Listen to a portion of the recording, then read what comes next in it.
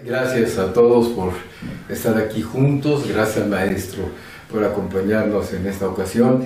Se trata de hacer un desglose del libro Teatro Sagrado que, bueno, pues que debo decir que estoy muy contento porque el origen fue mi tesis. Me recibí muy tarde, a los 54 años, y eran 750 cuartillas.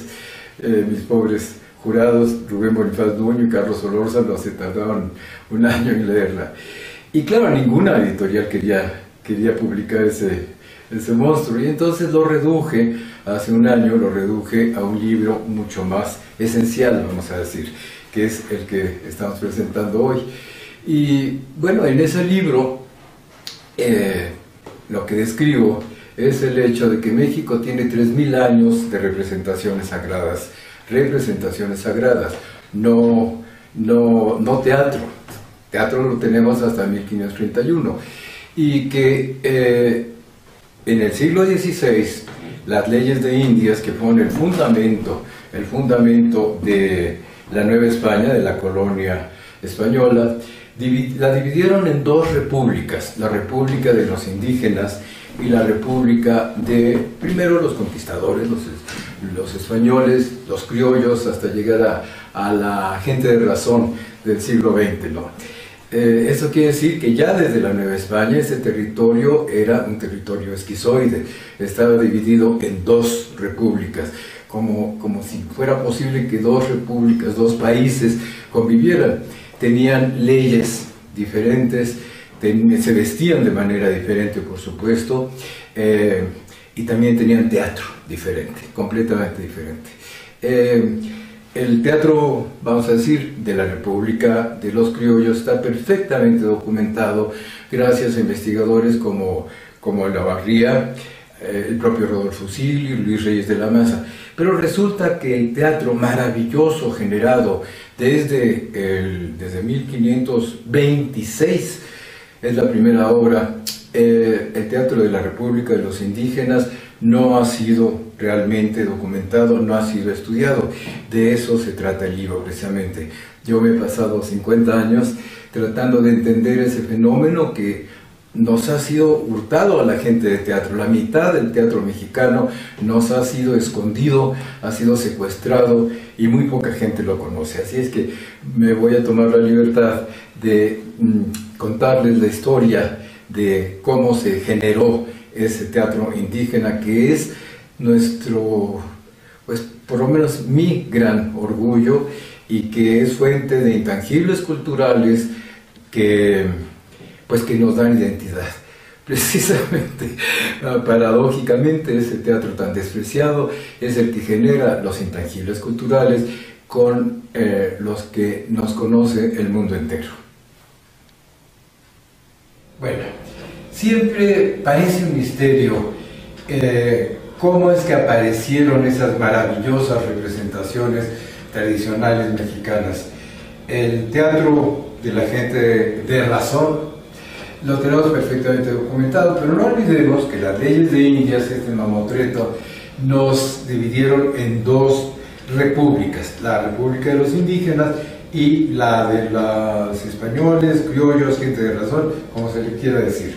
Ahora bien, en la República de los Indígenas tenemos una tradición de 3000 años de representaciones sagradas que ilustraban 18 ceremonias de 20 días cada una de ellas, más 5 días vacíos que se llamaban Nemonteni.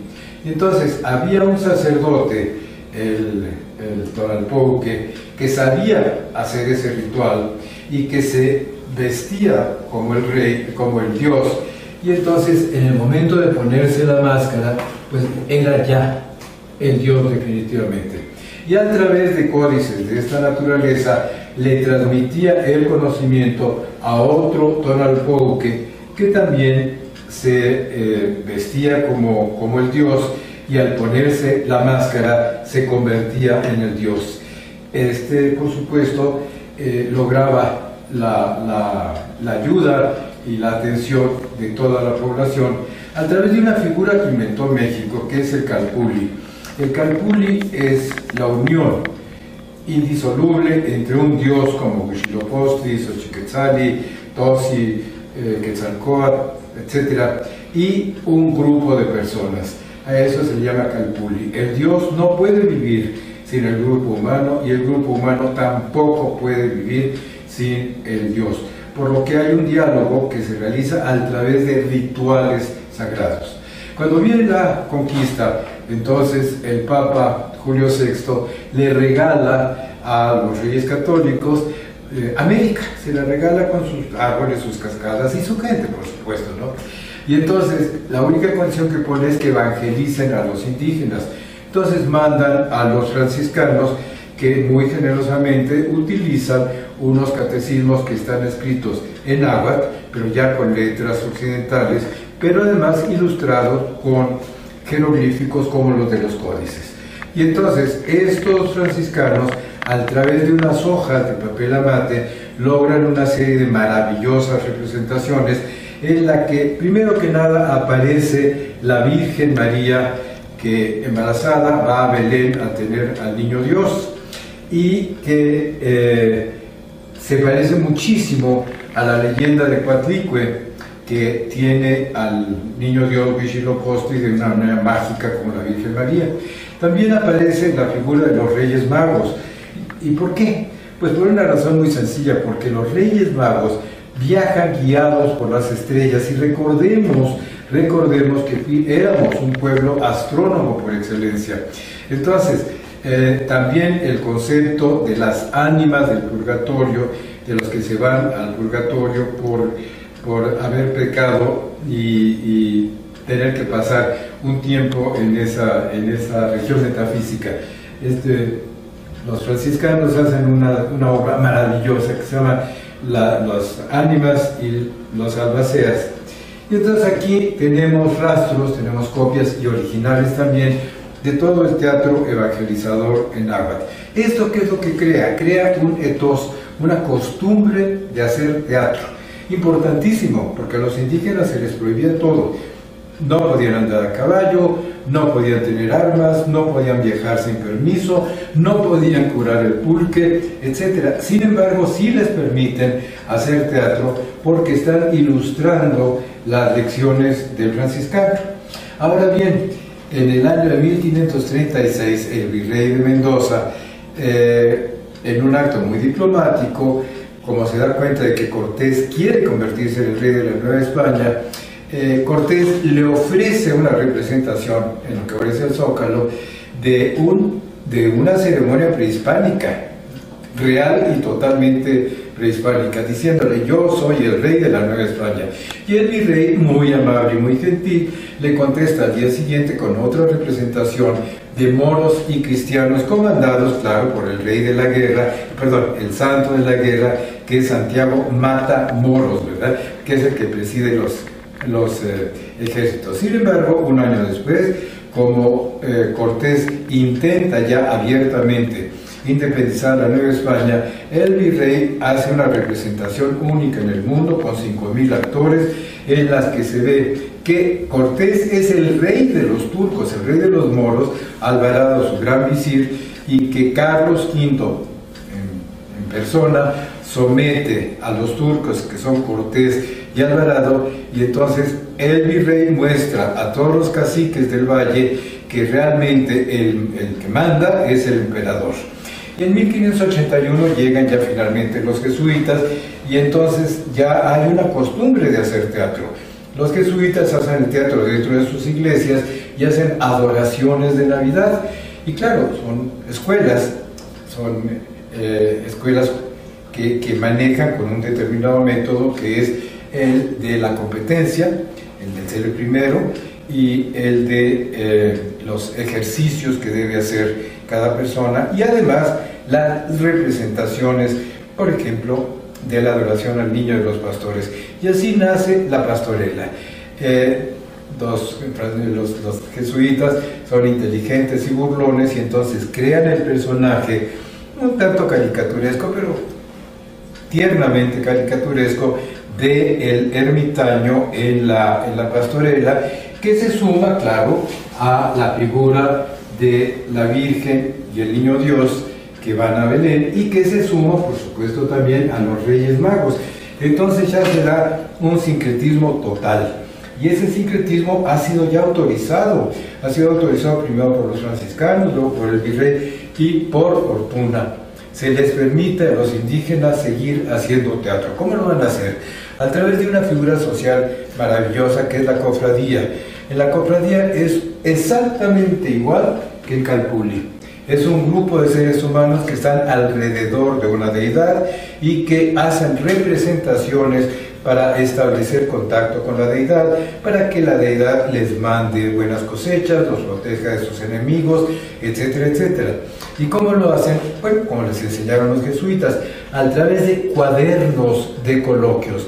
Esta es una colección de cuadernos de coloquio aparentemente única en la República, que nos establece cómo los miembros de la cofradía, que usualmente son tres, que es el mandón, entonces el que da las órdenes, el fiscal, el que tiene la autoridad para llevar a la comunidad a hacer pues las representaciones tradicionales, y el mayordomo, que es el que costea la fiesta. Esa hoja es maravillosa verdaderamente porque es el reporte en el siglo XVIII de cómo un mayordomo va diciendo cómo gastó para hacer la fiesta de los Reyes Magos, que es exactamente la que hicieron los franciscanos en el XVI y que se parece muchísimo a las que decía Moctezuma en la Triple Alianza para ir a ver a la diosa Coatlicue cuando daba a luz al dios Huitzilopochtli. Entonces, vemos una continuidad cultural realmente impresionante y cómo los grupos humanos hacen estas representaciones para establecer el diálogo con las diferentes deidades. Entonces, cada uno de estos cuadernos es una joya invaluable absolutamente. Infortunadamente, bueno, pues yo los he recogido de la basura, por ejemplo, de diferentes lugares. La gran actriz Graciela Dorin me regaló esos tres, que son tres joyas, absolutamente. Y cada uno de estos cuadernos está hecho en función de una, no digamos divinidad, sino de un habitante del mundo mítico. Tanto así que esos tres que están allí son en honor del padre Hidalgo, que es el padre de la patria, y que se debe hacer a caballo y 3 días, 14, 15 y 16. Ahora, el enorme problema, el gigantesco problema, es que estas representaciones se están acabando. Y estas representaciones generan la gran cantidad de intangibles culturales, como son la comida, el vestuario, la escenografía, los cantos, las procesiones, que nos caracterizan, que nos dan identidad como país frente al mundo. Entonces, la manera de salvar la identidad de México y que no acabemos convertidos en una copia de cuarta de Houston es precisamente preservar este tesoro cultural que, por desgracia, pues aparentemente nadie había querido analizar. No como el teatro de la gente de razón, que está perfectamente documentado y que lo conoce todo el mundo. Yo no le puedo decir a usted cuándo se escribió este cuaderno porque no está fechado. Sí le puedo decir cuándo se escribió porque ahí lo dice muy claramente, 1841. O esa maravilla verdaderamente que es del siglo XVIII, tiene la fecha 1745. Pero sí ya podemos ver cómo fue el proceso para llegar hasta nuestros días, donde vamos a encontrarnos una gran cantidad de guerras como las que hizo el virrey precisamente, como la Morisma de Zacatecas, en la que participan 15,000 actores voluntarios. Pero el problema gravísimo es que se están acabando esas ceremonias. ¿Por qué se acaban esas ceremonias? Porque los cuadernos desaparecen, porque los miembros de la cofradía mueren y los muchachos jóvenes, pues el mundo de la gente de razón los hostiga. Hay 500 años de humillación, de hostigamiento, de explotación y misericordia del mundo de la gente de razón hacia el mundo indígena. Esas frases horripilantes como un indio bajado de la sierra a tamborazos, o no tiene la culpa el indio, sino quien lo hace compadre. Todo eso nos demuestra que hasta este momento sigue habiendo una división entre ambos. Y es obvio que tenemos que refundar México. tiene que haber un México, que lo volvamos a fundar, es que ambas repúblicas se integren y se den lo mejor de cada una. Que la República de la Gente de Razón le dé computadoras y le dé un buen sistema educativo a todas las etnias de México, y que las etnias de México gentilmente le entreguen a México todo este enorme acervo cultural. Entonces, bueno, yo encuentro estos cuadernos, los paleografío, los saco en la computadora y además le añado las oraciones, las recetas de cocina, porque la comida siempre debe acompañar estas ceremonias, los cantos, etcétera, etcétera. Imagínense qué maravilla que un periódico como El Universal, que tira 300.000 ejemplares, publicara la adoración de los reyes.